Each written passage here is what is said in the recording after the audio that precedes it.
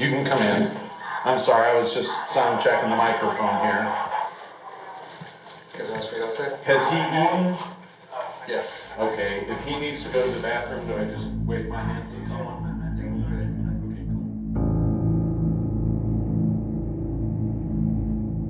cool. Let me just finish setting this up and then I'll explain what's going on. Mark, he was only 19 years old and he didn't understand a lot of things.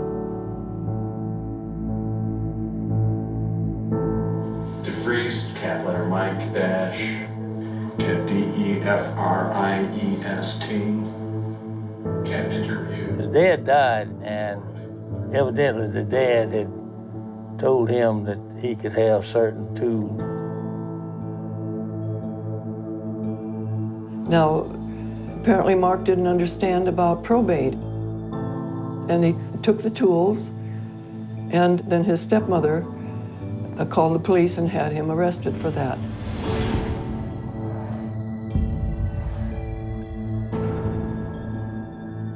He was in there for 4 years for taking, well, not even taking his father's tools. Okay, I don't know if you remember me. We met back in 1981. I was a lot younger then. I remember. Are you okay talking with me? Sure. Okay. And you really think all this is going to help, huh? I suspect that I may be able to make your life a lot better. You know, if I just a rapist or a murderer or something, they let me out. I'm an idiot that made them look like idiots.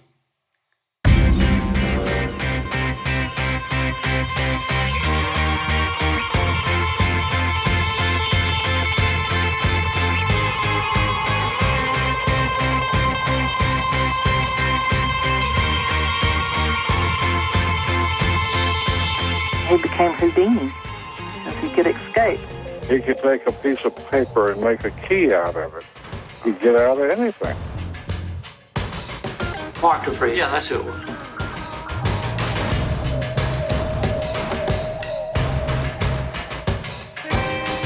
He's smarter than all the rest of them that's in there. That creates a problem because they're scared of him.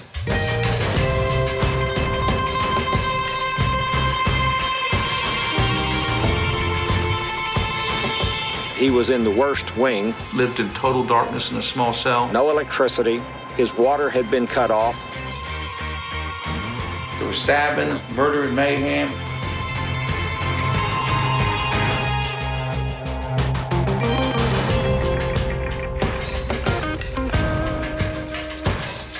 Someone who came into the prison system having never committed a violent crime of any type. I don't think they'll ever let him out. Mark DeFriest's entire history should be examined. Can you imagine what that brain could have done?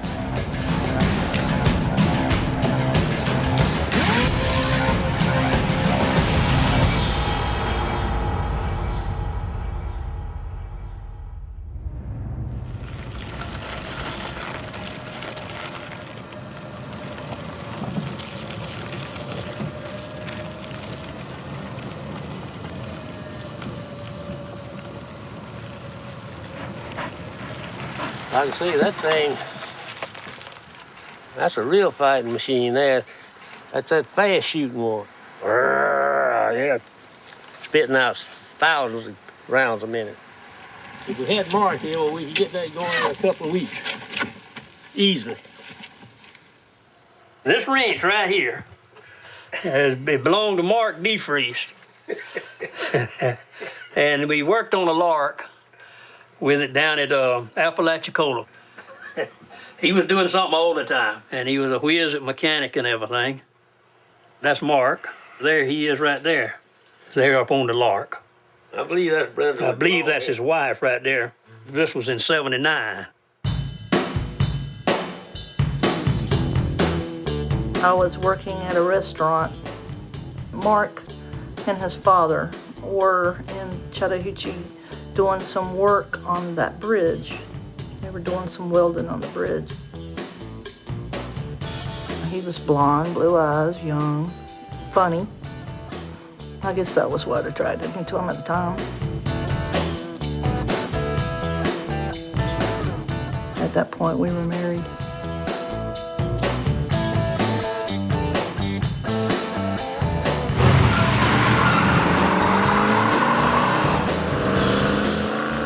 His truck, the love of his life. The back of it was like a traveling garage. It was immaculate. His tools were as clean. You could eat off his tools, they were so clean. We traveled out west, and the way he paid for it was vehicles broken down along the road all the way along. He would stop and he would help those people, and then they would pay. And he could fix anything, anything. Feels like that was the best time of your life in a way. Yeah, it was fun. Yeah, it was cool. Could it have kept going? I don't see why not. My dad died, and that's what screwed it up. I went down to Florida. Should have stayed the fuck away from that place. I can't remember how he found out about his father being in the hospital, because we did make it to the hospital before his father died. But when we were going to go see his father again, we found that he was dead. No one had told him his dad was dead.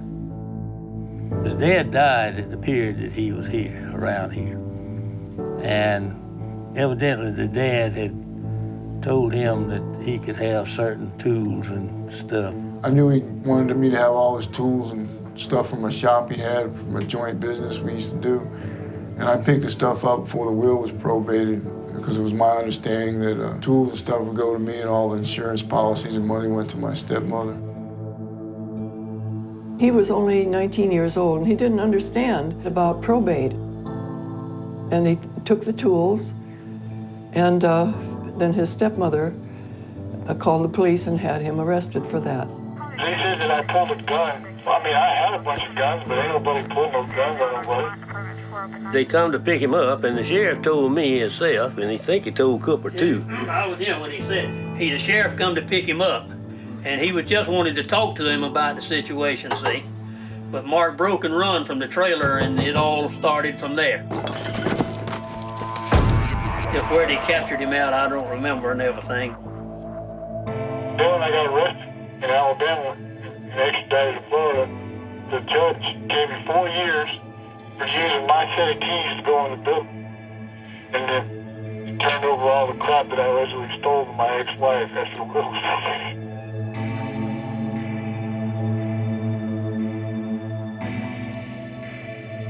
He had 4 years, and that whole situation sucked, because he was in there for 4 years for taking, well, not even taking his father's tools.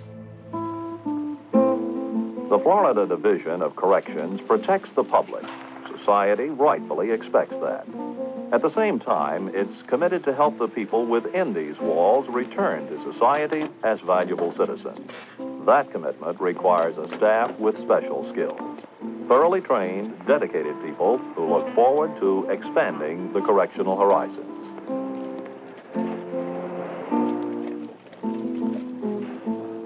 I went to visit him every weekend. It was only about 5 miles across the bridge.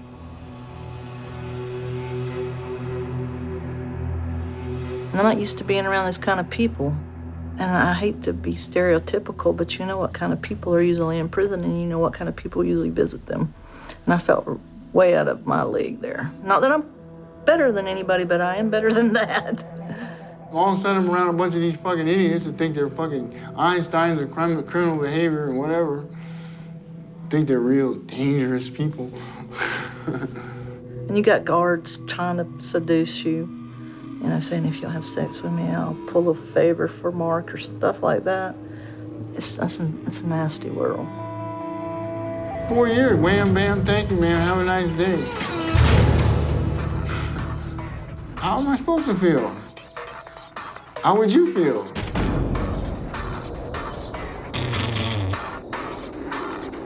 It was a Tuesday, I know that. Tuesday Bible study. You're supposed to be escorted around the compound at night. 8 of us broke camp and hauled ass for the fence.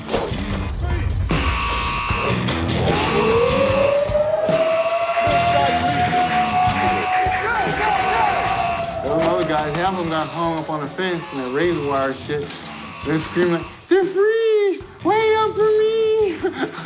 I'm like, what the fuck shoot people, man. Let's do it!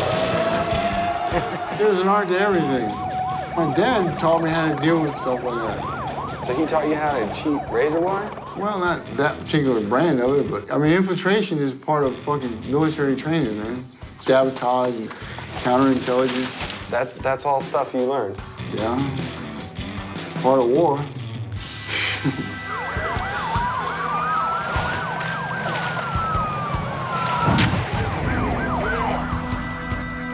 I was trained from age 6, guerrilla warfare, guns, explosives, bombs, anti-tank rockets.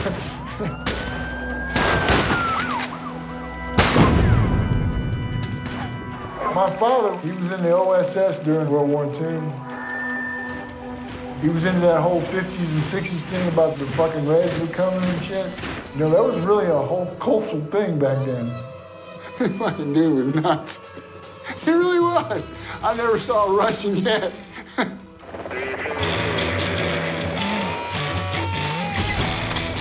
Went up to one of my old friend's house. They had a Ford pickup truck.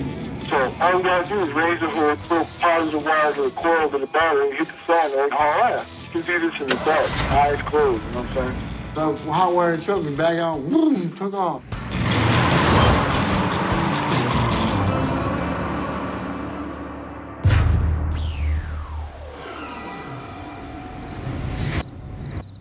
We was in Tallahassee, and then we got caught in that fucking motel and all that other bullshit. It turned into the crime of the century. And you don't need just one problem after the next. Nobody has a sense of humor.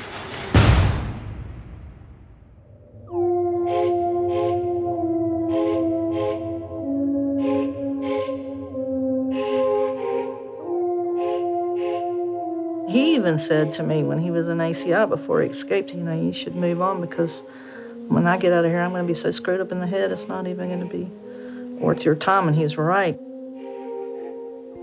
Because, you know, he said he was being, I guess, raped in the prison and he was having to fight. Because, you know, blonde and blue eyes in prison, not good. Yeah, so they sent me to the nut house for a psychological evaluation.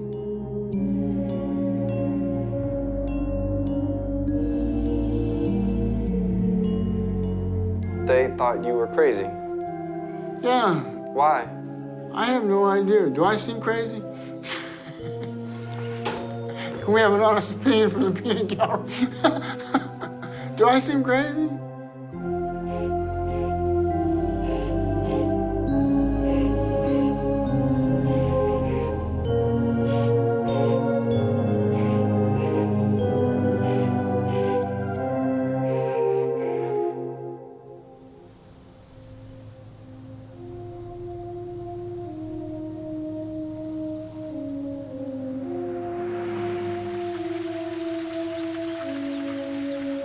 The Florida State Hospital Forensic Service is a secure facility with mental health treatment inside.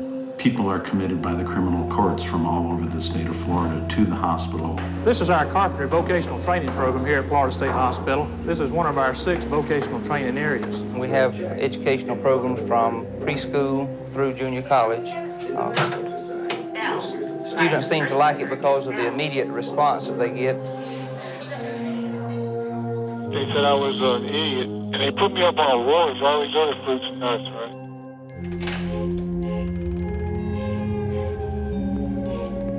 Believe it or not, you ever seen one floor of the cuckoo's nest? Yeah. Kind of set up like the same board like that, right? I was quite young when I started there. I think I was about 29. I found that the people I worked with on the wards were local people who, that was the economy there. And I always said if there were a meat processing factory, they'd all be processing meat. I worked there at the time. That sucked. Because I was a social worker there and I had patients that were looking up to me as their social worker, and then I was trying to help and give them advice, and I've got this husband over there in forensic services.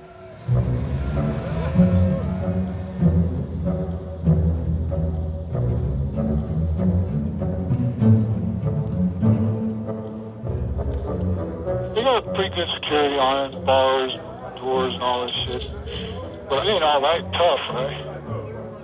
And so my first plan was I figured that I'd get everybody stoned. I got my hands on you know what bladder acid is, right? LSD 25. The nurse station's got a closet in there. We got the brooms and mops and all that shit. So I go in there and shit ain't full, but I wait for 2:30. They got this coffee pot, and I took the whole bottle of fucking bladder acid. It's like maybe, I don't know, 7,500 tabs. So I dumped the whole thing in a fresh pot of coffee. That's what I did. You know, I'll go and start drinking, all the incoming start drinking, so it's like 4:20 before that really starts to kick in, right? This plan was when all these people started freaking out, I was going to pick the rocks and go, right? I had all this clothes set up, I was all ready to go. But it didn't work out, man, because first off, there was an incident with a ape in the washer and dryer. And just like the cuckoo nest guy. Now the dryer goes round and round and round. He got really freaked out about that, and he attacked the dryer. He beat the shit out of the dryer. He ripped the door off and started kicking it and screaming.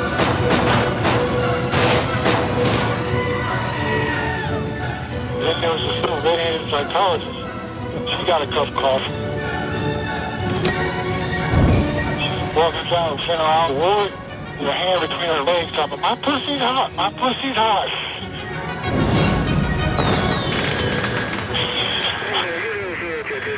Well, somebody got wise and called security, right? Before I could make my move, they surrounded the whole goddamn ward and shit and locked it all down, right? They finally figured out the coffee had been poisoned. They didn't catch me, though.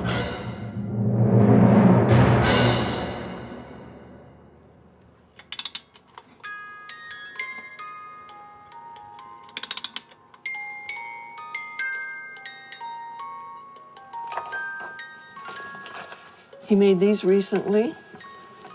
He made these chairs. He cut the strips from the inside lining of potato chip bags.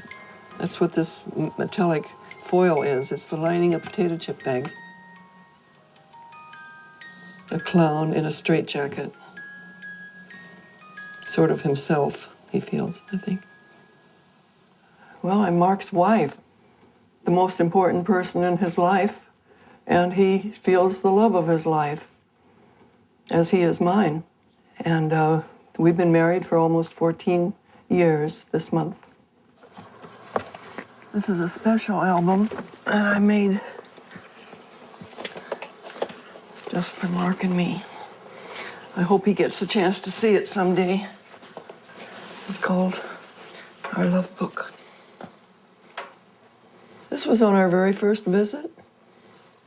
He looked so happy there. We had just been married a week by proxy when I went down to visit him and met him in person for the first time. He's just got so many aspects to his personality. Great sense of humor. He's creative, very artistic, not autistic, but artistic, very good with his hands. He draws well. These are cards that he made from start to finish. They're braced behind with strips of cardboard. Gives it lots of dimension. Mark and Bonnie DeFriest, KT-95, The Dark Side of the Moon. If he had just accepted his first brief sentence of 4 years, he probably would have gotten out, but his personality didn't allow him to do that. I think the only way we're going to be able to get him out is to prove that he has some mental problems and that he never should have been incarcerated.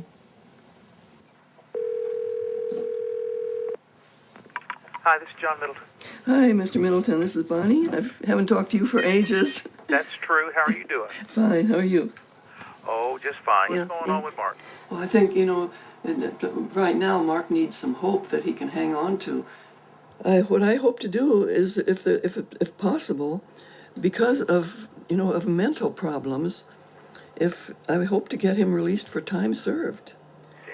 Well, the only two avenues of relief for him is either clemency or the Florida Parole Commission. The way that you would go about pursuing either of those two avenues would be to get him psychiatrically evaluated. Mm-hmm. I agree with that. Yeah. That's the start. Good. I just felt it's time for a change. This has gone on long enough, and if possible, I want to talk to Mr. Middleton and see if we can get him out.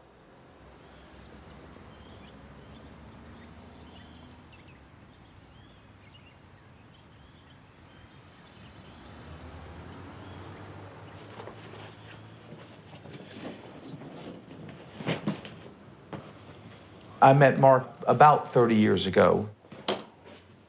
Of anybody that I know of in prison, Mark is probably, short of a death row inmate, one of the hardest people to get out, because Mark has put himself in about as deep a hole as you can get. His parole date is well beyond the expiration of his sentence, which is an indication usually that the Parole Commission doesn't want to let you out of prison. The commission has got a man who is a notorious prisoner in the state of Florida and probably a notorious prisoner across the country.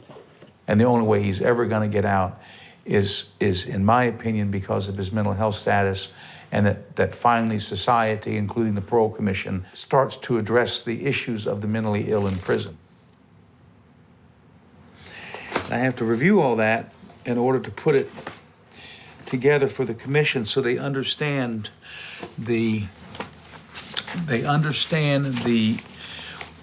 how Mark ended up where he is. I was a wild child. They tried to get me to interact with other people and children. I'm more interested in how things worked. I built this big old thing in the basement called the Radio Shack. And man, it was like Dr. Frankenstein's science fiction laboratory. I'd spend days down in there. They thought I was crazy with my electronics and chemicals and all this crap. A couple times I blew myself up. It got kind of weird. I started working with my father at an early age.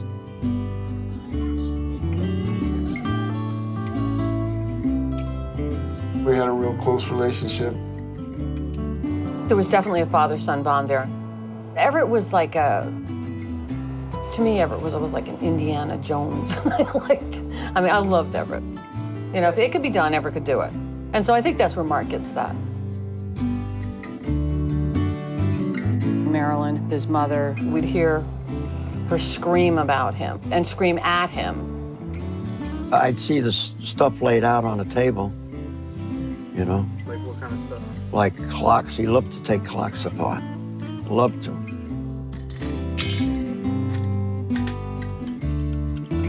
I only met his mother twice. I thought she was a coal bitch. I thought that she didn't really care for Mark. I saw no love, I saw no hugs, I saw no I love you, I saw nothing of that nature with her. His mother told me that when his parents were divorced, he was sent to a school for boys who were disruptive. I think that's how she phrased it. And he ran away from there. And because of having been an escaper early in his incarceration, he has turned the whole system against himself.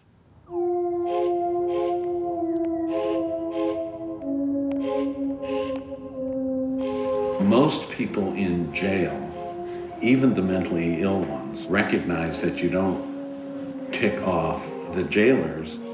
He didn't get that. I was going over there on my breaks, and then someone had something to say about that because they don't like that. I had been over to see him, and he just wanted me to hurry up and leave because, see, he had a plan. So the next plan was, they had a wood shop there for the bleed. They had all kind of tools and all kind of shit. Basically, our carpentry training program here consists of woodworking. As you can see here, the class has just finished a wood bench. They sent me to arts and craft school, and they got this rolled up copper sheets. I'm just looking at it and looking at them, thinking, they really don't want me to stay here. Cut a 12-inch piece of it and roll it up around a pencil. He got a beautiful gun barrel, right? So I put this on a piece of wood, cut out like a pistol grip. And so I built these 2 double-barrel zip guns. So I took one of the guns and I taped it right in front of my nuts. And I had the other gun to crack my ass, right? So I took an ice pick and I dug my back tooth out. And I go to the nurse's station and I say, hey man, my mouth all screwed up, my tooth fell out, and I opened my mouth and got blood everywhere, it's all fucked up. And she said, oh yeah. So she calls in emergency dental. And when you go to the dentist, they chain you all up with this leather belt around your waist and handcuffs and leg irons, and then they march you to the metal detectors to get out. And you got 2 ladies with you and an armed guard for a forensic patient. The armed guard's got a little 38. So I go to the dentist. He takes one look at my mouth and says it's self-mutilation, right? So he patches me up best he can. And in the lobby, they got a bathroom. I said, I got to piss real bad, man. So they let me go in there by myself. Wrong move.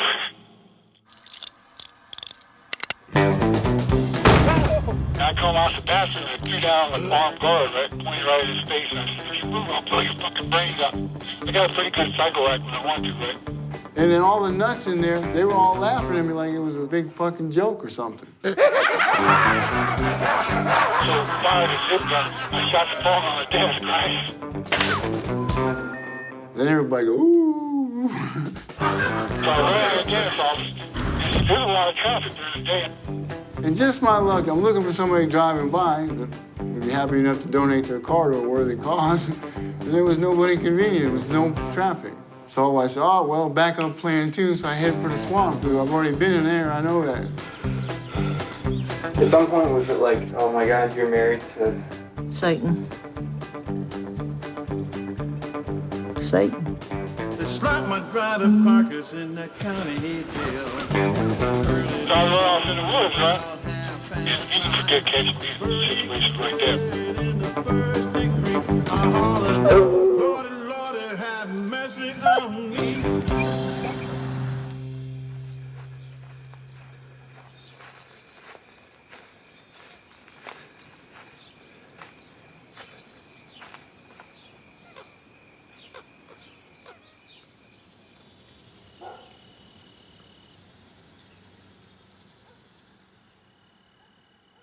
He escaped from there and come out here. Well, he broke 2 or 3 bolt cutters trying to get out the handcuffs, we figure. And that's when they told me that he had made some kind of little old cap pistol, you know, out of some match heads or something like that. And of course, they put it up as a big thing, you know, to mark it. It wasn't anything at all. I loved him. I loved him with all my heart. And he broke it into many pieces. You go to a hospital where they think they can help you, and you make a gun and you try to run away, and you just keep getting into trouble, more years. How long you think I'm going to sit here and wait for you? That's when I said, forget this.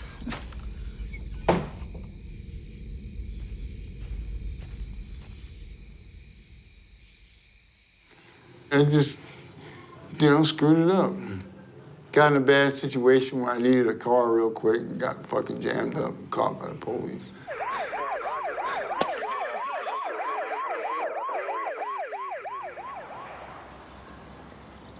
He wasn't out there shooting people or anything of that nature. I don't think his crimes involved pulling a gun and stealing a car, if I recall correctly. If you did that in Miami, they give you a medal for not shooting somebody. But I think what happened is that the hospital probably didn't want him back either.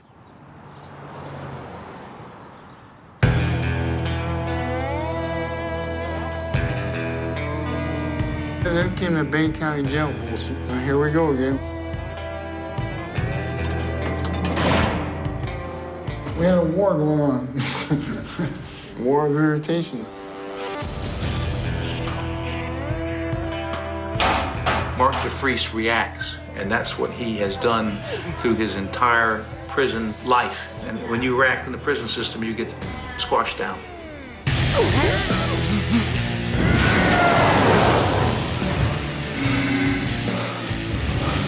Proper intelligence training teaches you how to deal with all that crap. I just tore the place down, literally. Then they put me in another cell.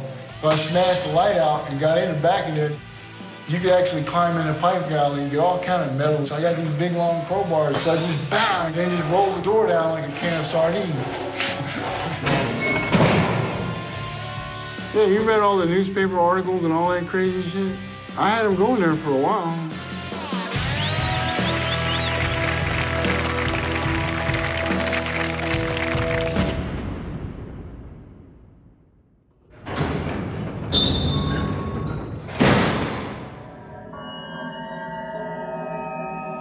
That's when that doctor, that asshole doctor from Chattahoochee came down to Panama City, Bernard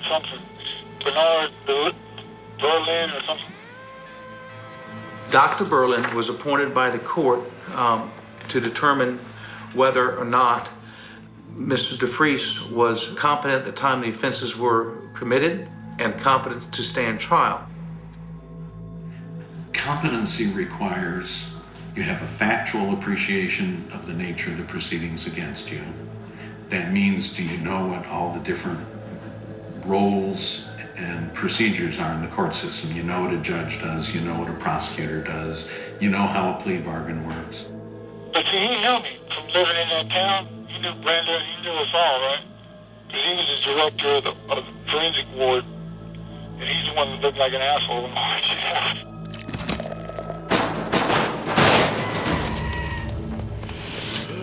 If I recall correctly, there was some animosity between Dr. Berlin and Mr. DeFries. And I say animosity that I don't think Dr. Berlin liked Mark DeFries.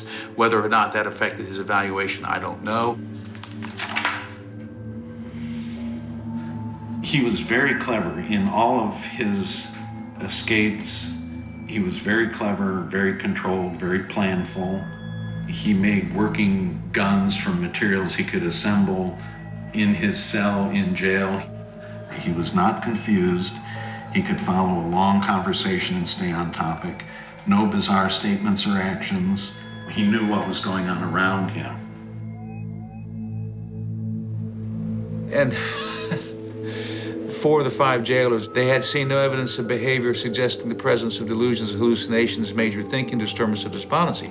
The 5th jailer, only recently hired, describes periods of strange behavior by the defendant during which he would appear to lose contact with his surroundings, eat bugs, and stomp around in the cell area for no apparent reason.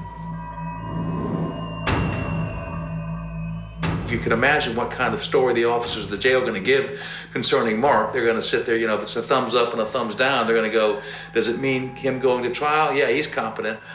And there are actually 6 psychologists or psychiatrists who have done evaluations on Mark, 4 of which found him to be incompetent, and only one of them, 6, had unqualifiedly determined him to be competent to stand trial. I offered an opinion in writing, and I said he was competent in malingering. Malingering is the outright faking of symptoms you don't have at all.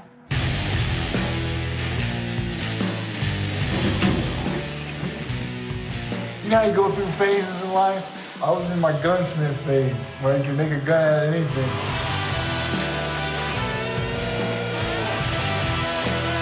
You see this?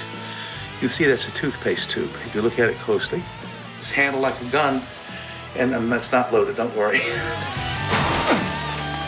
They jack it up a level and I jack it up some more. Fuck them, they can't take a joke.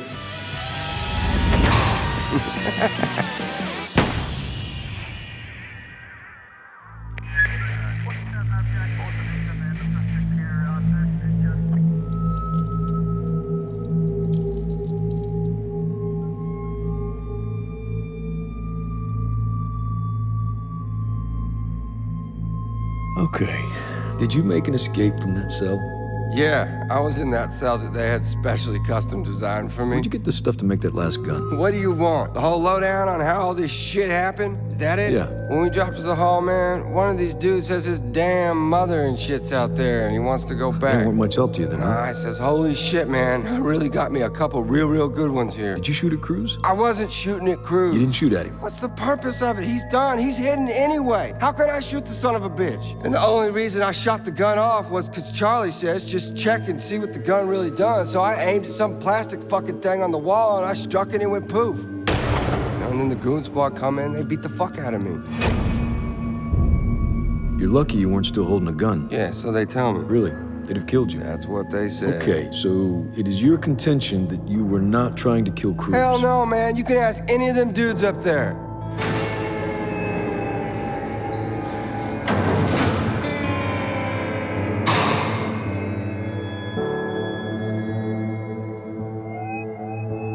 They charged him with attempted murder. He was placed in solitary confinement, lived in total darkness in a small cell, was not allowed to communicate. There were post orders, and in the post orders it states, no clothes for prisoner, no mattress or sheets, no matches, cigarettes, etc. Conversation limited to business only. Mr. DeFries was deprived of all toiletries, was deprived of toilet paper, soap, tissue, toothpaste. The water was turned off in his cell. He could not flush his toilet. He could not bathe or shower. He had to eat without utensils and in the darkness. Drinking. Thinking. Nothing.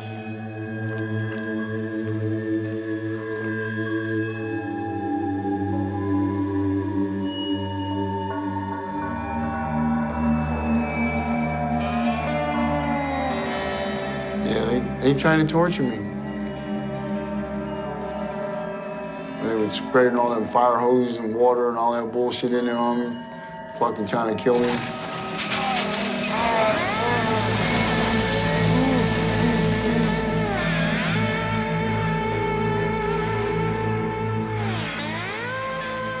So you have basically a 10-day period, 11-day period of time where Mark had all this trouble. You have him being evaluated by Dr. Berlin, and you've got an escape attempt.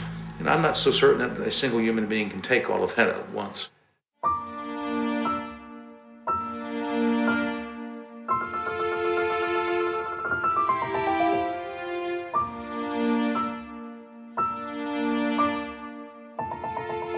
They walked me across the courthouse, said, plead guilty to life and we'll drop all these other cases we're charging you we picked up in the jail. Man, I didn't give a shit. I just wanted to get out of that jail. Whatever it took.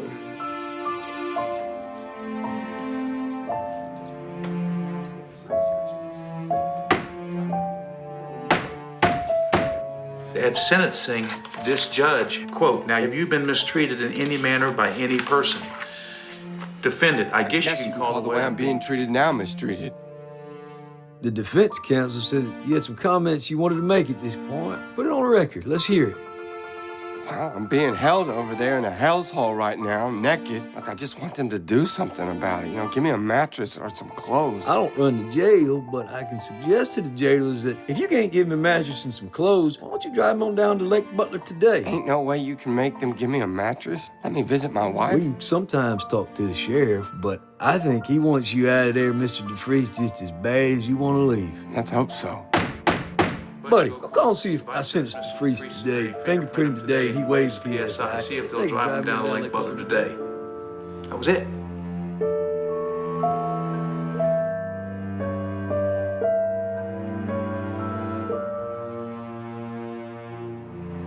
You have a psychological report dated August 3rd. By August 14th, he's pled and he's out of here.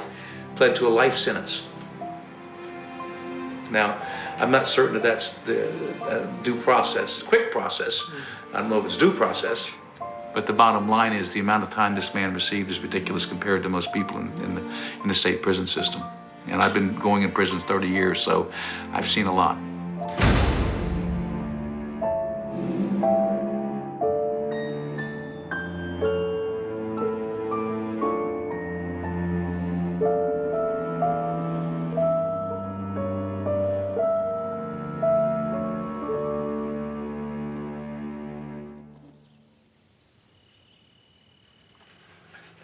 Oh, you got the Christmas card? Well, I haven't got the card. The letter's in here. On with the card. What's he say? He says about faithful friends here. Hello, my beloved friends. Sorry I haven't wrote much this year. I keep hoping and praying for good news, so I can write a letter of good cheer, but nothing much ever happens of a non-depressive nature. Life just seems to roll on and on, stuck in a quagmire of stone and steel. 27 3/4 years now, and no end in sight. Though I have tried my best to mind my own business and keep to myself out of trouble, hoping to make level 3, the plan had some poignant moments as I was abducted by aliens and locked up in a solitary confinement for 2 months over the summer. So, my friends, that's the situation update. Please pray for me as I often do for you folks. I want you to send this letter with a Christmas card and a note from Bonnie to wish you all a happy holiday season. Please write soon. In light, love, and blessing, Mark. 20 years, look at that, lifetime work. He could be outside producing things, doing things. I'm here, you're there. Any idea what that means? One of us is in the wrong place. He was offered a plea bargain, and being young and not legally wise, he accepted it. He got screwed over.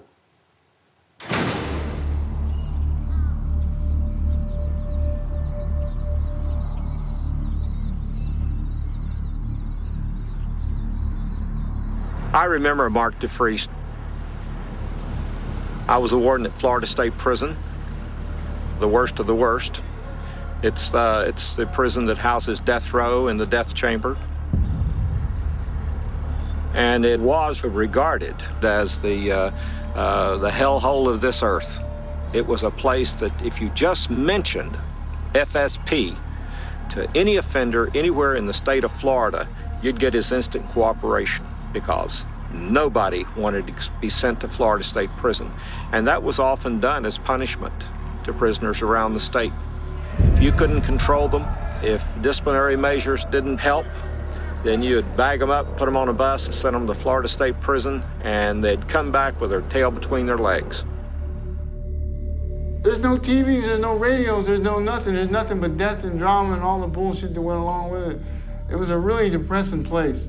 Solitary confinement in a prison cell, books and magazines are contraband. Do anything wrong and they put you on the consolidated security list when you don't get your 1 hour a yard per week.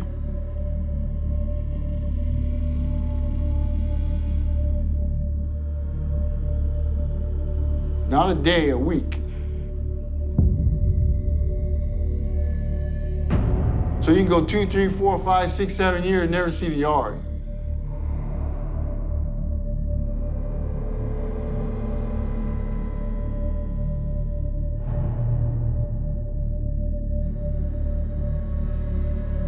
There's just no way that just endless punishment is ever going to make him behave.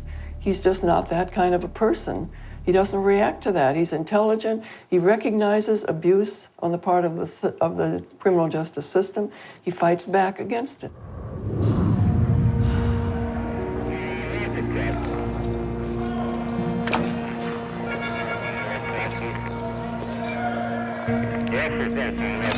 Cuff up, DeFries. I know a lot of secret prison crafts. Weapons, locks and keys, stashes, all sorts of bizarre shit. My prison file's 2.5 feet thick, and it reads like a 007 James Bond spy novel. State of Florida, Department of Corrections disciplinary report. Possession of escaped paraphernalia. Found a homemade handcuff key in inmate DeFries' front pocket. Game time loss, 45 days.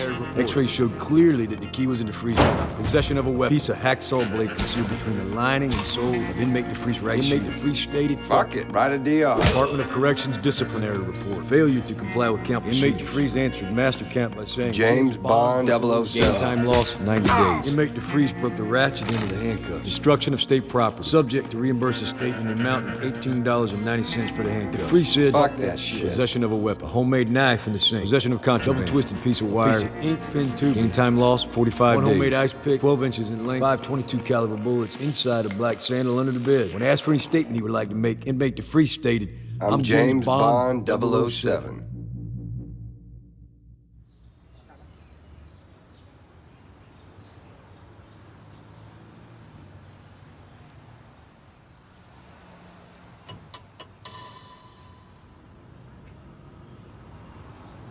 Aluminum handcuff keys, 7 hacksaw blades, razor blades. Where there's a will, there's a way. I'm not sure exactly what all those keys fit. We caution our officers when they're wearing their keys, you know how you wear them on your belt? We make sure that they should be putting them in their pocket, because if you wear them around and they're hanging out where they can see them, that's how this inmate, we got one particular inmate who's really good at looking at the key cuts and memorizing it and then figuring out some way to make something, a key that would actually work. Mark DeFreeze, that's who it was. It just so happens that the trays that they were using at the time were 3/16 of an inch thick, and so you can slice them up and make the teeth out of that. So I made keys that fit every prison lock in America. We ain't given much opportunity to do that in a long time.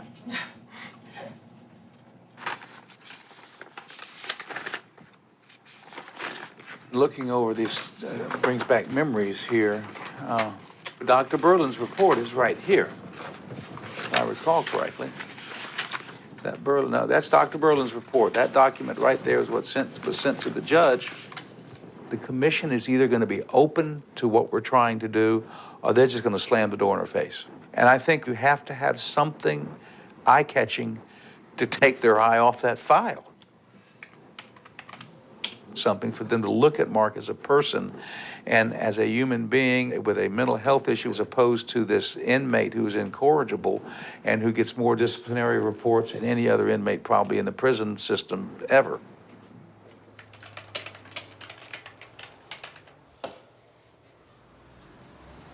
The plan is to try to get some legal help for him based upon the fact that he was originally sent to prison against the advice of certain psychiatrists who felt he shouldn't stand trial or wasn't capable of standing trial. And based upon all of the evidence of what this 28 years of prison has done to him. Mark was in the place that they've changed the name several times to throw the media off, but it's been called Q-Wing and X-Wing and whatever. I found that I had a goon squad that was beating inmates unmercifully. I'd find inmates laying in their cells, eyes swollen shut.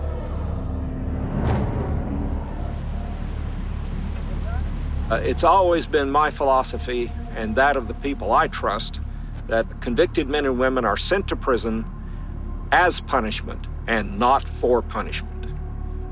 There's a big difference. But at Florida State Prison, you continue to be punished day after day after day. A lot of things were going on at Florida State Prison that most folks wouldn't believe. I was wondering, can I talk to you about a problem I got? After years of silence, I really need to share it with someone. When I first came in here, I was brutally gang raped by 14 or 15 prisoners on J-Wing. They hurt me so bad I needed surgery to put my body back together again.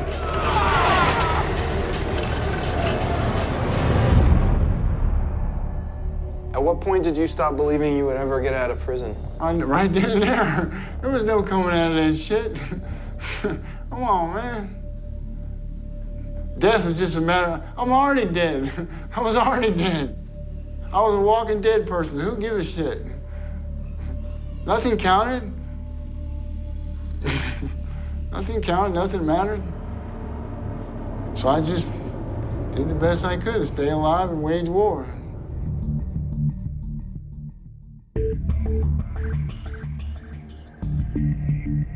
For the last 16 years, I've been a chain gang punk. And I confess, I seem more of a girl now than a man. I was a normal 19-year-old boy man with a wife I thought I loved. I wasn't gay or a transvestite. But what's a poor girl to do? Trapped in this zoo in this role for as long as I'm in here. I got this crazy Cuban husband, or jocker, or protector, or whatever you want to call him. They call him Uno. He's got all sorts of bizarre rules, and as long as I follow those and behave like a lady at all times, he treats me fairly well, I guess.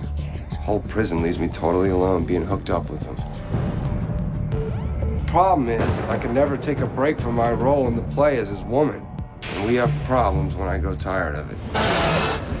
This is my life as Miss Wendy Castro in the really dumb play called Prison.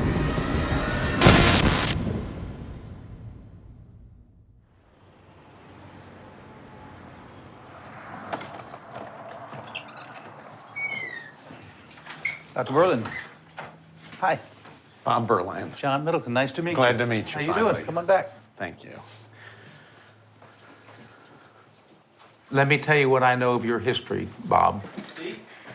My understanding is that you saw Mark probably 1980-ish, thereabouts. I don't know exactly. And I think you were working in Chattahoochee or somewhere Yes. near there. He had been sent there because he was found incompetent to stand trial. And you were the only one that found him to be competent, if I recall. Is that right? I'll tell you right off. The report that I got was very persuasive to Judge Minor. Oh, absolutely. But I'm going to just say this, I think I was wrong. What? I've done this for over 30 years, and I've learned a lot about mental illness. And people can be manipulative looking and clever, and they can think and plan and still be mentally ill. And when I use the term mentally ill, I mean psychotic, biologically broken. You step back and you look at the big picture. This kid was doing things and not being anxious about doing them that were clearly harmful to his legal situation, even though he appeared to know they were harmful to his legal situation. He was very talkative, even in stressful situations, in interviews after arrests or attempted escapes. He laughed and joked and was talkative. After trying to shoot people with zip guns, he was loud and boisterous and rowdy and tore up his cell repeatedly. Frequent complaints about headaches, even at times when it would not affect evaluations. That's an important one. Even in my report somewhere, I said that he was, he used plans and he was organized, but people can be planful in the service of strange ideas.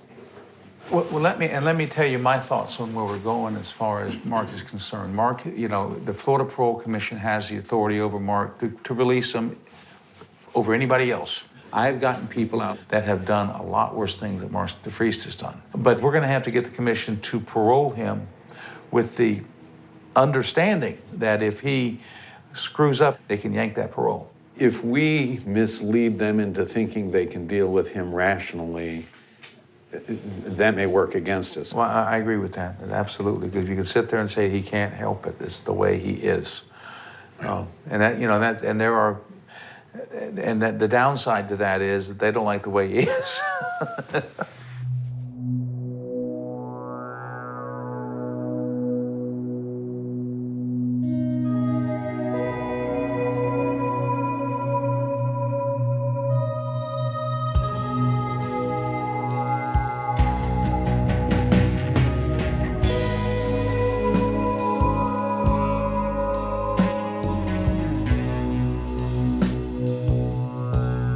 I do think that Dr. Berlin appears to be a very seasoned psychologist. And when I say a seasoned psychologist, I think he's a different psychologist today than he was when he first interviewed Mark many years ago. And that happens to all of us. I suspected from reading my old documents from 1981 that he probably was mentally ill back then. My problem is that right now I have yet to quantify it, to find objective data that support it. The data have to be the final arbiter.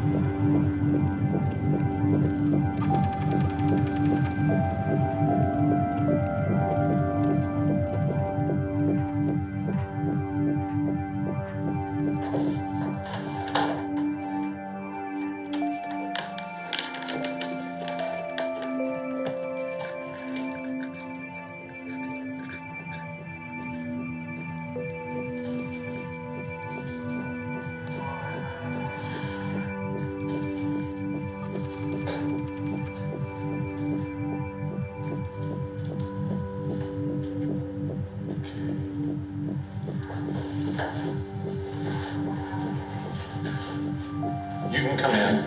I'm sorry, I was just sound checking the microphone here. Has he eaten? Yes. Okay, if he needs to go to the bathroom, do I just wave my hands at someone? Okay, thanks. Let me just finish setting this up and then I'll explain what's going on and introduce myself again. Okay, I don't know if you remember me. We met back in 1981. I was a lot younger then. I remember. Let me just back up a little and start with why I'm even here today, lo, these many years later, because I think it would help you understand where I'm coming from. It was my opinion now that my opinion then was inaccurate. There were things I didn't know then that I know now that would have made me look at you differently. Everything would have been different. Are you okay talking with me? Sure. Okay. I'm going to read each of these sentences to you one at a time, and then you're going to tell me if it's true or false for you. All right. I like mechanics magazines. Is that true or false for you? True. I have a good appetite. True. I wake up fresh and rested most mornings. False. My daily life is full of things that keep me interested. False. I believe I am being followed. Definitely. I feel that I have often been punished without cause. True. I love my father, or if your father is dead, I loved my father. True. I am sure I get a raw deal from life. Yeah, that one's true. That's true? Yeah, life sucks. Much of the time my head seems to hurt all over. True. I have not lived the right kind of life. True. I often hear voices without knowing where they come from. False. My sex life is satisfactory.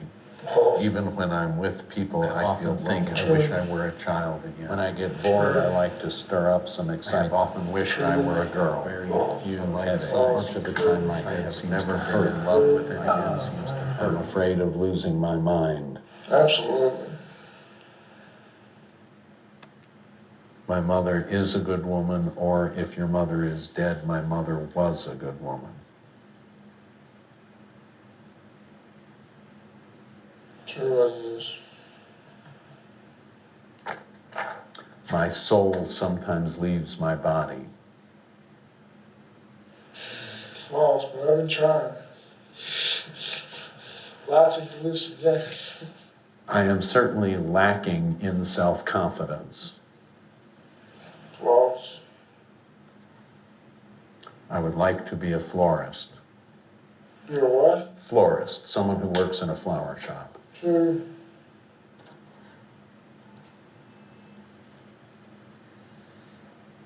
That's it? Well, that's it for the test, yes.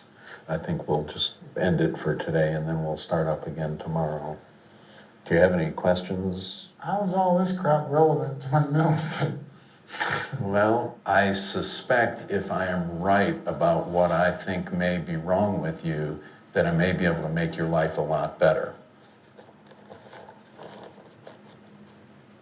Well, it's nice to see you again, Dr. Perlin. You're a gentleman to even say it, but yeah, Yeah. You said I was a, what was it? You said I was a malingering idiot? well, what can I say? There are things that you do and say when you're young that you then decide later were wrong. But where's the fairness in all this crap? I mean, for real, I went to prison when I was, what, 20? For doing a bunch of stupid shit. I ain't never hurt nobody, and here I am still, huh? Done 30 years and got 30 more to go. Boy, ain't that nice.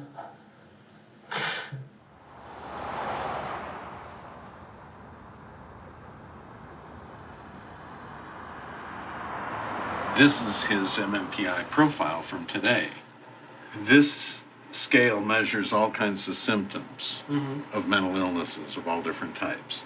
everything below this line is the normal range, essentially. It's 90% of the people who get those scores are considered normal. So when it falls above that score, it's proven to be clinically useful as a tool. This score here on scale L, if he had had everything else in the normal range, that score alone would have told us he had delusional paranoid thinking. Especially somebody this paranoid tends to do the preemptive strike thing. I'm going to get you before you get me. Because he wants to feel like he's in control in a setting where everything tells you you're not in control. Hello? John? Yes. Hey, it's Bob Berland. I'm sorry to bother you. Can you talk a minute? Sure, you're not bothering me at all. I saw Mark DeFries today, and we know from the MMPI there's something out there. We're not just spitting in the wind here. This is a good MMPI, and he's really mentally ill. And now I've got to develop it. I don't want to just go in there with one source of data because they're not going to believe me. I think that at least in part his problems stem from brain injury, but I still have to prove that. At this point, a lot of what I have other than the fact that he's genuinely psychotic is intuitive, and that isn't going to stand up anywhere.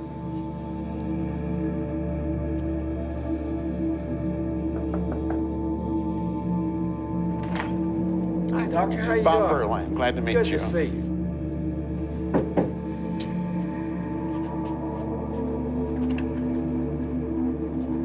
Hi. Barbie Taylor, nice to meet you. Glad to meet you. Come on in. Thank you.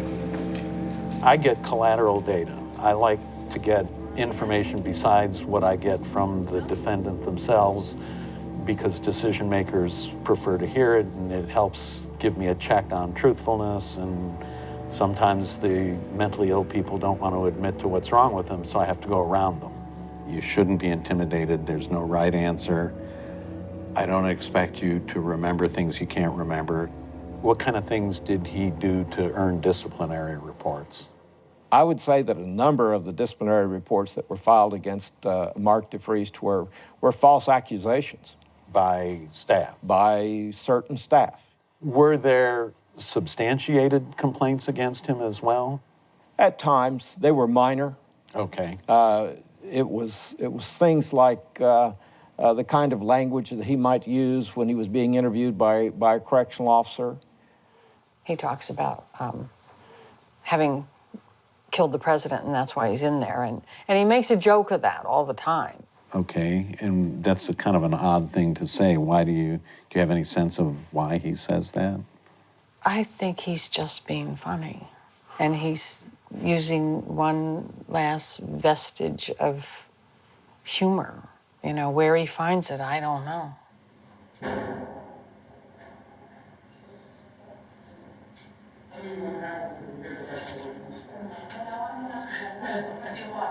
All right, gentlemen, I agree. I admit it. I shot Lincoln. All right, then. I'm going to ask you some questions today. What I need to do is get other data so that I can make a good case to whoever's going to listen to this, whether it's in Florida and the parole board or the medical staff here. This evaluation is about finding out the truth. I told you the truth. What I do to survive is considered unacceptable behavior. So now we're at this point in reality where it really doesn't matter anymore. So I'm just more interested in what you got to say. Well, from a scientific point of view. You know I'm a scientist, right? I didn't, but He told me that. I've done a lot of firsts in prison.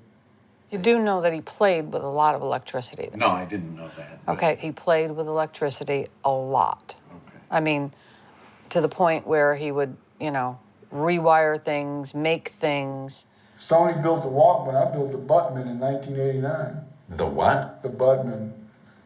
I'm not even going to go there. You know, nowadays they got all kind of little micro radios and M3 players and all. I mean, real small shit, right? But there's all kind of problems associated with, first off, making a radio small enough to keep it in your ass. And then the sound, you know, you want something that sounds decent, or at least a graphic equalizer and everything else, right? Man, put the whole radio together, it was about that big, about the size of a big cigarette lighter. And like I said, Sony made the first Walkman, I made the first Buttman.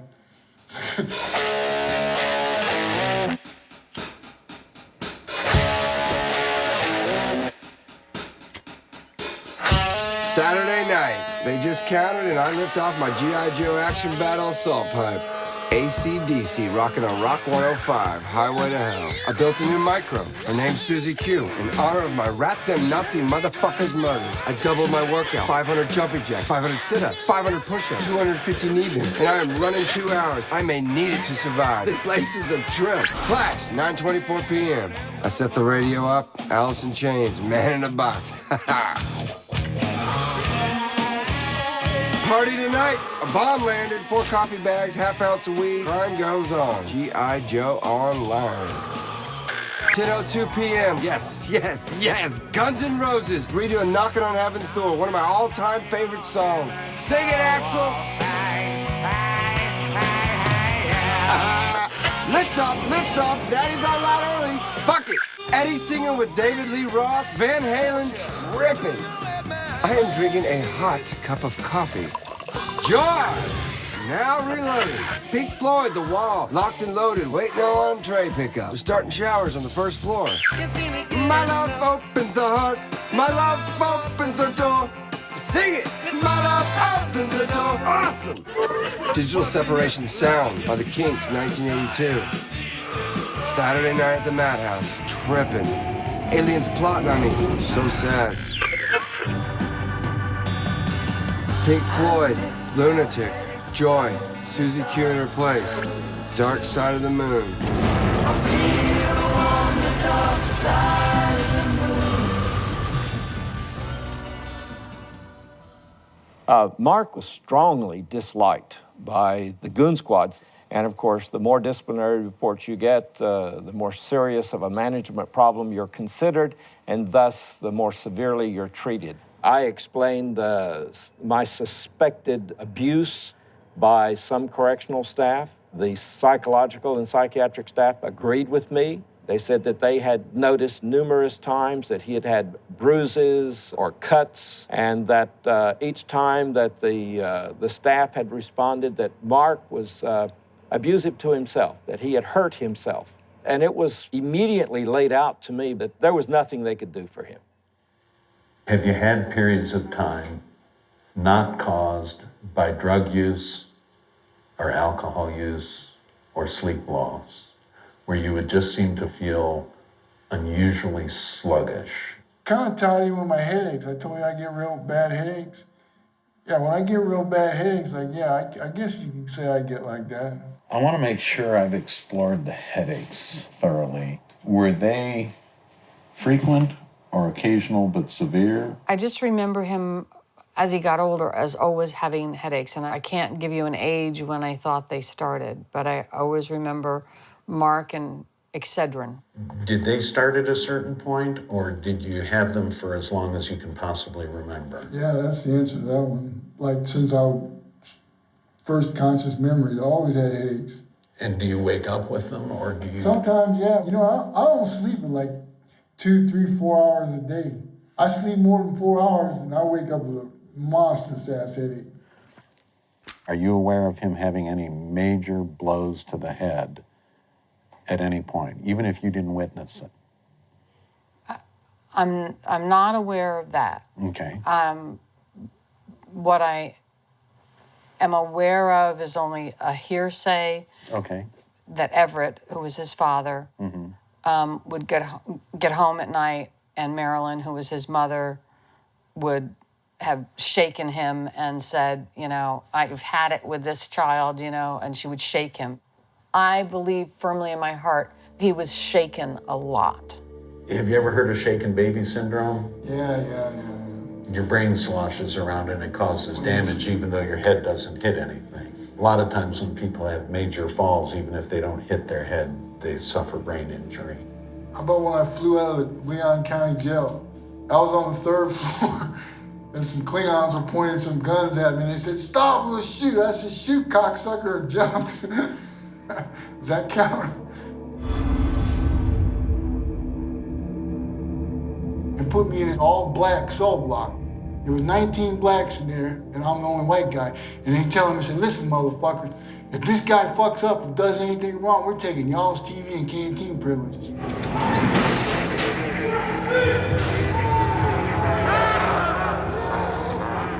He's very much alone. He wouldn't be comfortable in crowds. He wouldn't be comfortable in a store. He wouldn't be at all comfortable in a group. I don't like being around people. Okay, but I mean, specifically, a lot of people, you get perceptions of what people are gonna do or what thinking. kind of perceptions did you get? But most of the time I was right. And I'm not disputing that. I'm trying to find out what it felt like to you. Just felt what they were, you know. Like they were a threat to you? Yeah. But I knew one of the dudes in there. It was a dude named Cecil Hunter. And he says, yeah, you know, we're trying to escape. I said, that's a great idea. What do you got? What are you doing? So they pull out these HS-12 Remington DuPont carbon chip diamond blades, right? I said, how long you guys had these? Oh, we had them about a month. I said, what are you still doing here? So I ripped the towel off the wall, took the damn light fixtures apart, got some pipes, made a double barrel zip gun. So start sawing the bars.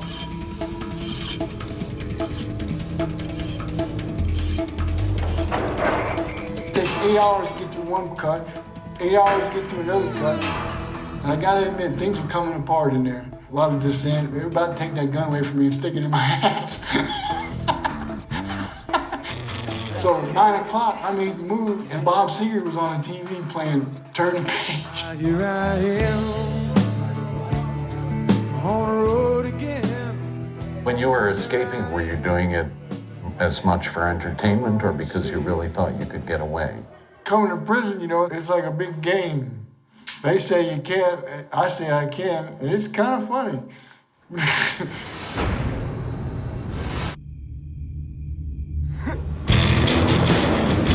I landed in the girls' exercise yard. I actually jumped up and I flipped myself up on the top of the razor wire. Then I was so wired up. I was 2 miles down to jail before I even realized I broke both feet and my wrist.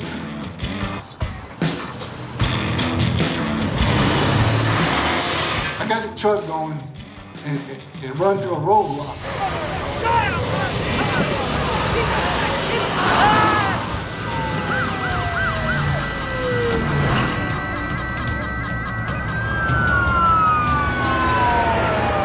This cop pulls up right behind me in a Ford Fairmont. I just put the thing in reverse, and the truck just climbed right up on top of the car, smashed the roof down, and they started to blast the truck out from under me, man. I got down on the floor and hit the gas, and got stuck in somebody's living room.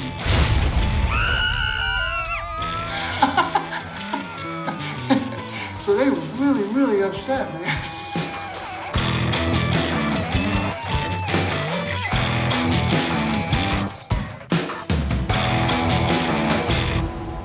The reason I ask all this is because you talk about you being a survivor, but it seems like the things that you think you've done to help you survive have caused you more trouble. And that's what I'm trying to understand. Well, I'm still alive. Lots of people I know ain't. But if you had been able to not do some of these things that got you in trouble with the authorities, might you have been out on the streets sooner? Yeah, I've been gone long ago. You know, if I just a rapist or a murderer or something, they let me out. I'm an idiot that made them look like idiots. Hello. Hey. How did it go? That was good. Very good. Talking about the assassination of President Lincoln.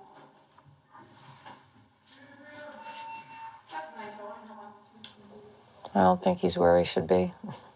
I think he needs help, but I don't think he's where he should be. And I don't think he's going to get the help he needs where he is.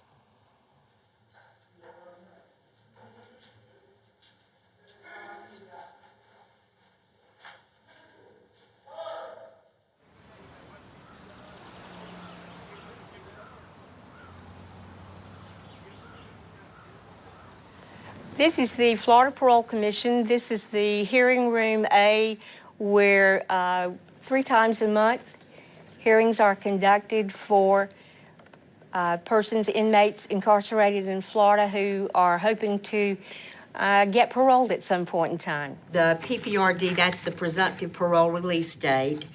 And for this individual, it's currently set for August the 13th, 2082. And we are recommending, our parole examiner is recommending They're requesting an extension of 60 months.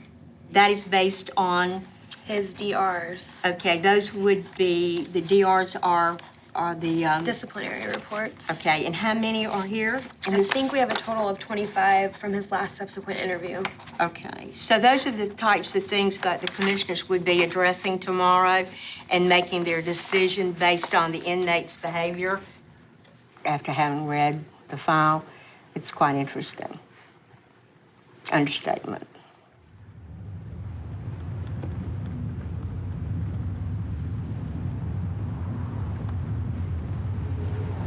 This is really the first and only parole hearing that Mark has ever had. In 29 years, no one has ever attended a parole hearing of his, because Mark has never felt there was any possibility that he would ever get paroled. But this time, Dr. Berland, he has the information to really try to help Mark. It's time to get him out.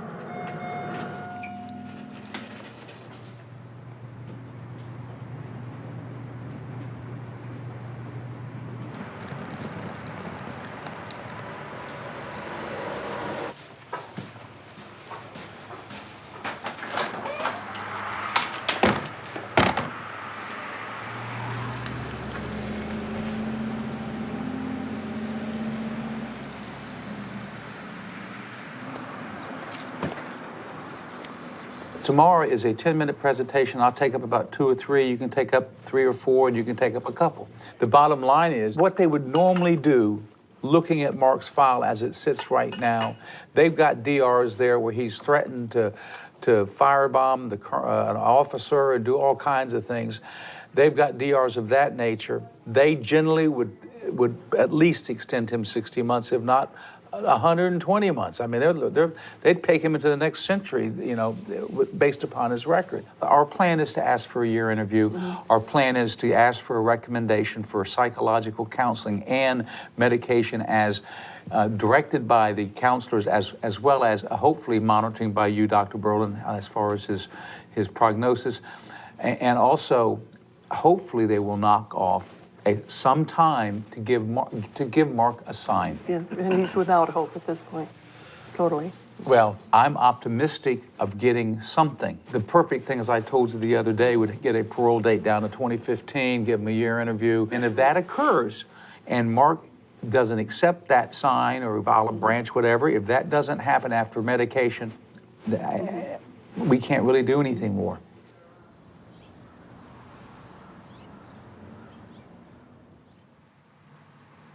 I'm Tina Pate, and I'm a parole commissioner for the state of Florida. I serve as the vice chair of the commission. I do tons of research on my cases.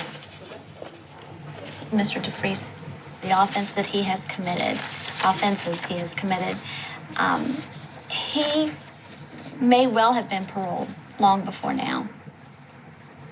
I mean, we don't have sex assaults, we don't have homicides, we don't have a lot of the other violent crimes that really, you know, are difficult to parole on. But, I mean, he has thousands of entries in his record. Well, he got a 120-month extension 1 year, 240-month another time.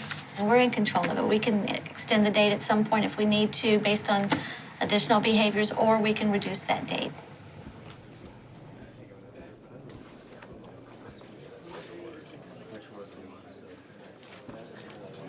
Good morning, everyone.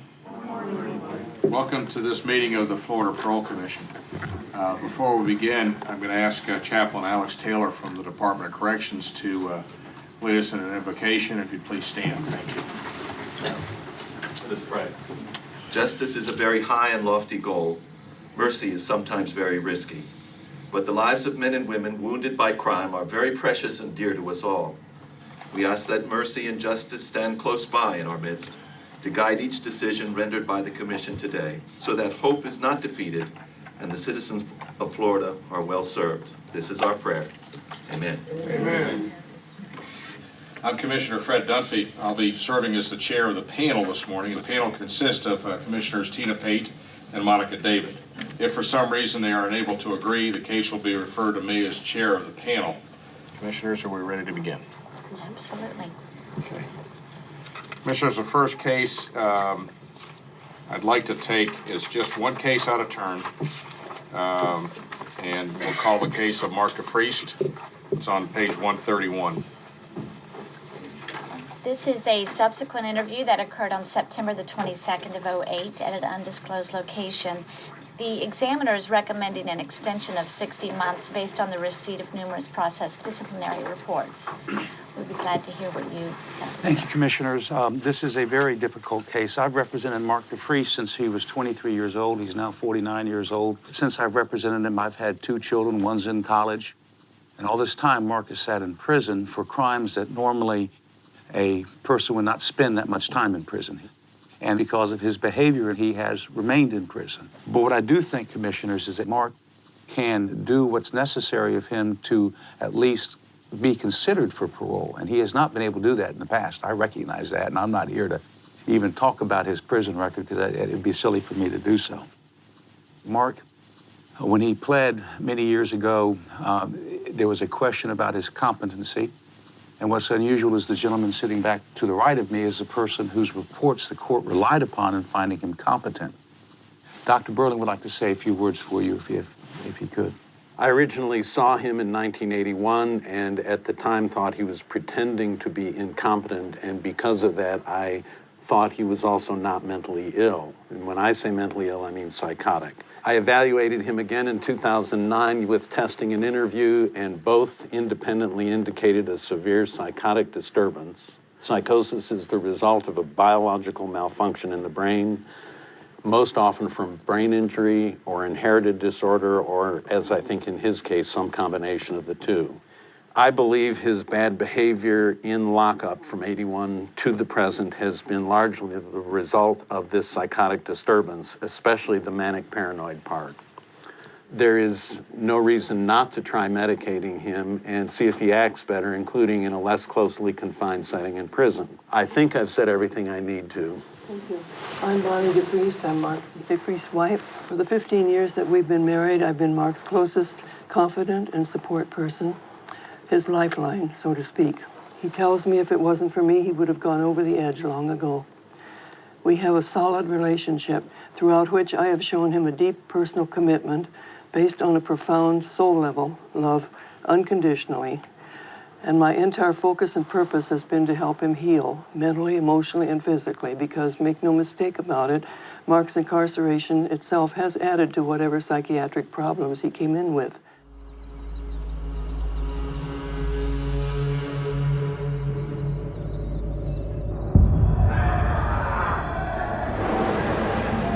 People were dying all around me, man. The goon squad was killing people off the books.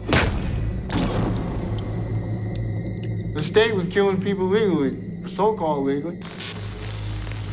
43 people died when I was in that special cell. 1 woman and 42 men. Ronald Strait, Danny Romero, Gene Stano. Ted Bundy's neighbor for a long time. I was in the cell right above him when they barbecued his dumbass. It was just like the wild, wild west of corrections. It was a sad place. And it was just as I thought that I might have the goods on this gun squad and stop some of the beatings that were going on, I get this announcement that I'm going to be moved to Orlando. I know that things are really hot in Florida State Prison. It wasn't a question of if an inmate was going to be killed, but only when would it happen. Saturday, July 17th, 1999. My dear honey, they're gassing Frank right now. The exhaust fans just went off and they locked all the doors. Frank is the one on my left shoulder in the X-Wing photo in the orange shirt. They're getting really wild about their beatings these days. With Captain Thornton on set, they may beat him to death. That cracker's crazy. Poor Frank. 10:03, no action. All is quiet. 10:11 a.m., no action. Don't know what's going on. 10:13, flash, here they come. Aliens on 2 West Florida. I heard Thornton say, "You ready to come out?" And he got a "suck my dick, fuck boy." Pop goes the door, went in on him. I hear them beating the shit out of him, fighting him hard. Lots of blood. They got him in the hallway, beating on him. Still, someone jumping up and down on him now.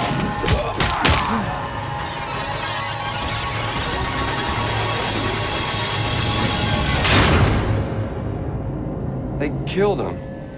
Poor Frank. Poor man. Shit-eaters beat him to death. Could have just as easily been me. If you get this, it'll be a miracle. I send all my love. Mark. It needs to be recognized that the Florida Department of Corrections took a low-level, nonviolent prisoner and turned him into what Mark DeFriest became in the Florida prison system. We failed Mark DeFriest. Now that reliable professional opinion has been brought to the forefront, we can finally begin to help Mark change his behavior and his life in a realistic way. Thank you, Commissioners. I think that this case is a little bit different than some of the others. And certainly, under normal circumstances, I would ask for an extension of his date. But because his date is already so high, based on his age and his tentative release date, I think that that I could make no change. And then I would be willing to recommend to the Department of Corrections that they evaluate him for mental health counseling and also recommend, any psychotropic medications as needed. So I think that would be my vote. I will agree with you to make no change. I am pleased to see that he has not had any disciplinary reports since April of '08, I believe. But I understand he's doing this without medication. You might have had a good talk with him to tell him not to engage in these behaviors again, which is telling for me. So I don't doubt at all that he has mental health issues. Whether or not they are psychotic in nature is another issue. So because of his extensive record, I would like a 2-year review. Give him more time to show us that he has changed because we have such an incredible record of DRs. I don't think 1 year is going to be enough for me. That's probably going to be in y'all's best interest too. I know you don't want to hear that, but I'm okay with the 2-year review because, bureaucracy is bureaucracy, and I don't know that we can accomplish what we want to accomplish in this case within a year. Right. So I think Commissioner Pate's right. And I think for him, just getting a no change with all those DRs Exactly. is something. So. Thank you, Commissioners, for the time. We appreciate it. Thank you. Thank you all.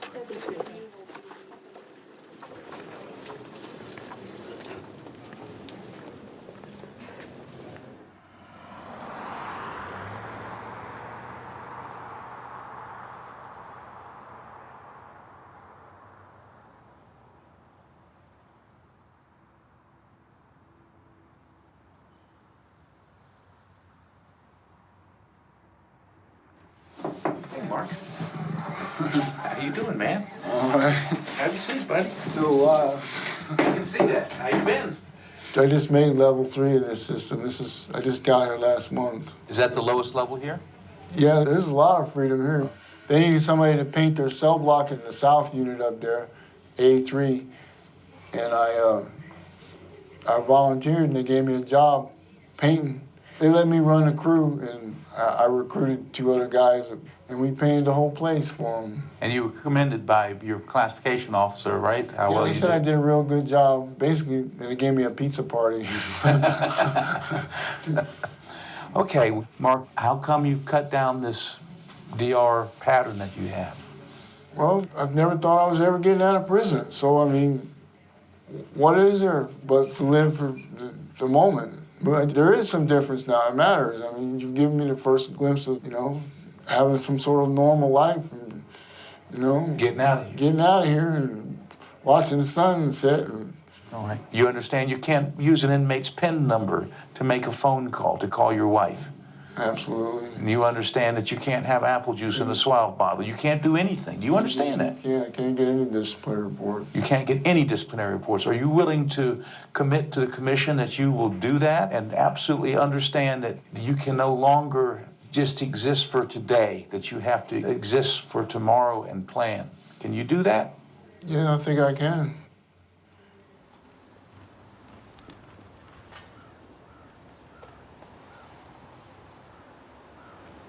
Good morning, everyone.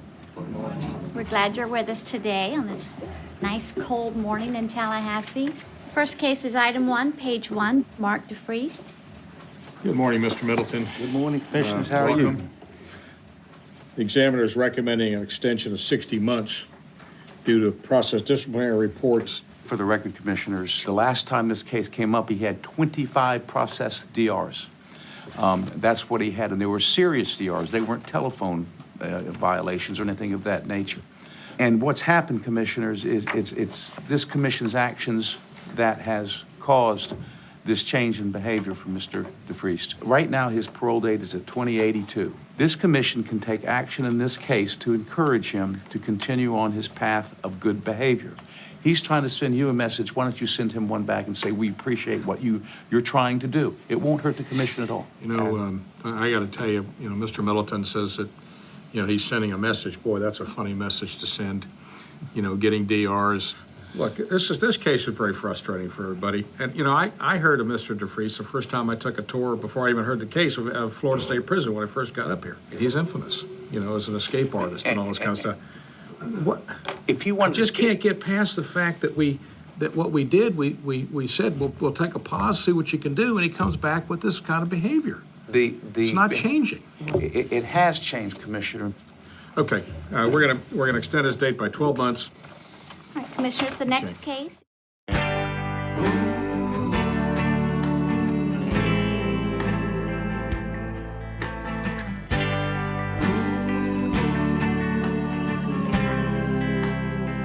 I always said he was born at the wrong time. I always said he should have been born in the Wild Wild West days where they shoot him up. And I always thought that when he died, he would go out shooting. I just wish that things could have been different and that he could have, been exposed to school and been exposed to computers as they came out and to everything that's happened in 27 3/4 years, like he said. Can you imagine what that brain could have done?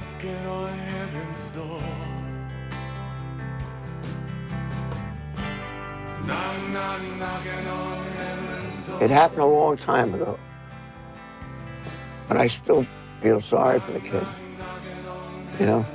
and he's no kid no more. I was a young, dumb kid when I came to prison. You couldn't really talk to me or tell me anything, I wasn't willing to listen.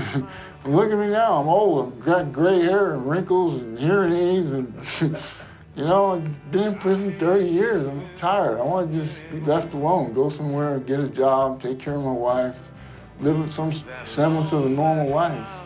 It's coming down. I feel I'm knocking on heaven's door.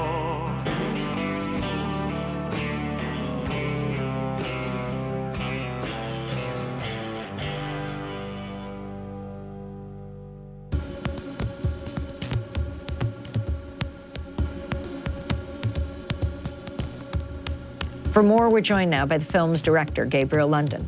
We've had a chance to tour around with the film, particularly in Florida. This is the ballot box that asks audiences whether he should have conditional parole release.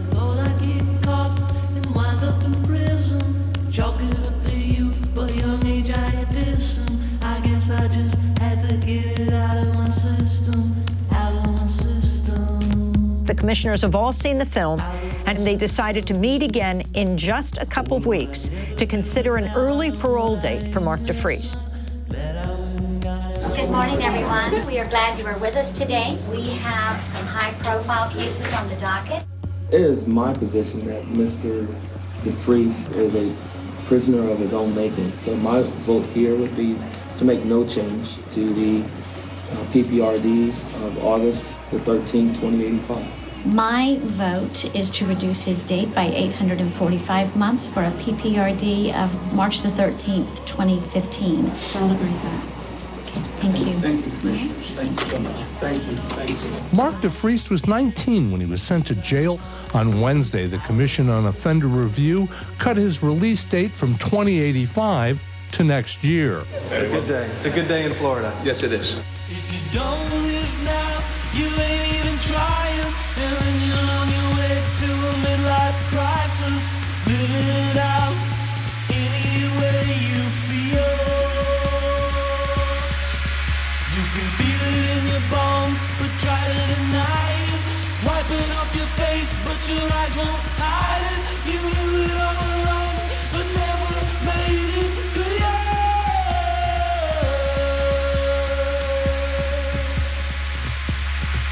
They told me not to steal cars, said I'd wind up in prison.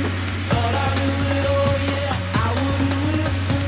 Chalk it up to young age, but youth I ain't dissing. I guess I just had to get it out of my system, out of my system. Now, oh, out of my system. I'm glad I did it all, and I know that I ain't missing. Glad I went and got it all out of my system.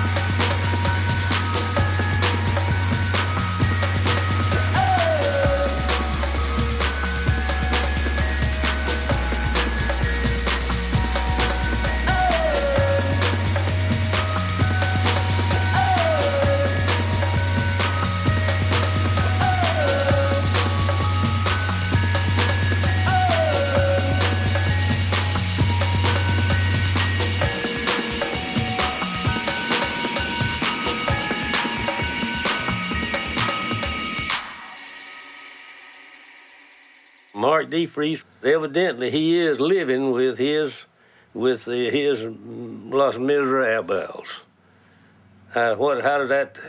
What is that movie? Les Miserables. Yeah, right. You know. Now he had a hell of a time, didn't he? But he lived through it.